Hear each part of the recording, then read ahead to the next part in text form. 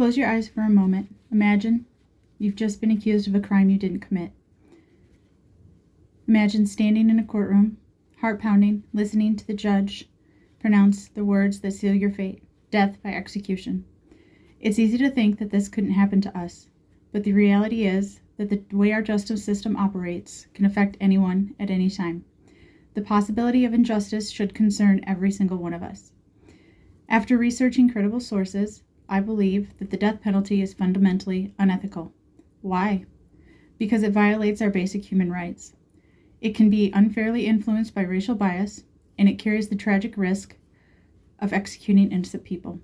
Today, I'll show you how these 3 reasons reveal that the death penalty is an outdated, unjust practice that has no place in modern society. The Universal Declaration of Human Rights, adopted by the United Nations in 1948, declares that individuals' right to life and to be free of cruel, inhumane, or degrading punishment. Yet the death penalty directly contradicts this principle. Beyond the physical act of execution, which itself can be excruciating, whether by lethal injection, electric chair, or gas chamber, there's also physiological torture. These years spent waiting on death row in extreme isolation, never knowing which day might be your last.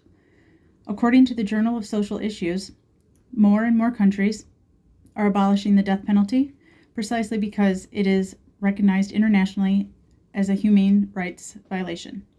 Some argue that the death penalty deters crime, but there's no solid evidence to support this. In contrast, rehabilitation programs have shown to reduce vindictivism.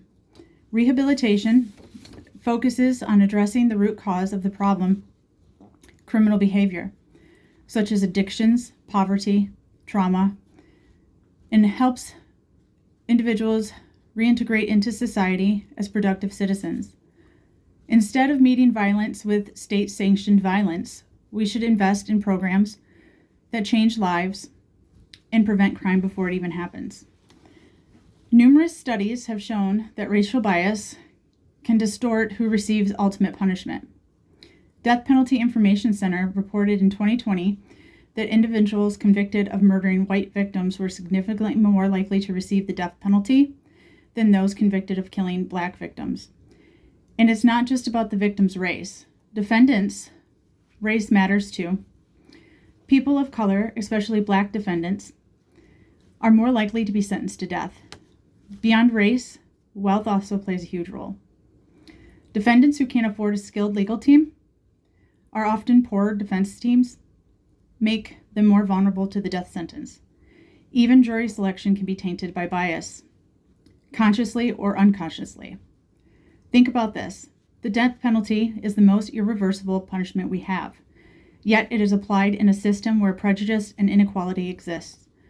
It is truly ethical to let flawed system decide who lives and who dies. The proceedings of the National Academy of Science estimated that about 4% of those sentenced to death in the United States are actually innocent. This may sound small, but each percentage point represents a real human. Consider the case of Cameron Todd Williamson, executed in Texas in 2004 for allegedly setting a fire that killed his 3 children. Later analysis revealed that the forensic evidence used to convict him was fundamentally flawed.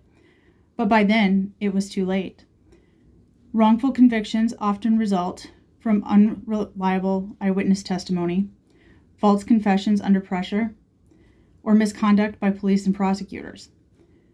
And once an execution is carried out, there's no way to undo it. How can society that values injustice tolerate a system with such irreversible consequences, knowing innocent lives are at stake? We have seen how the death penalty violates our most basic human rights, how racial bias and inequality distorts its use, and how wrongful convictions are the ultimate injustice, the execution of innocence. The death penalty is not ethical.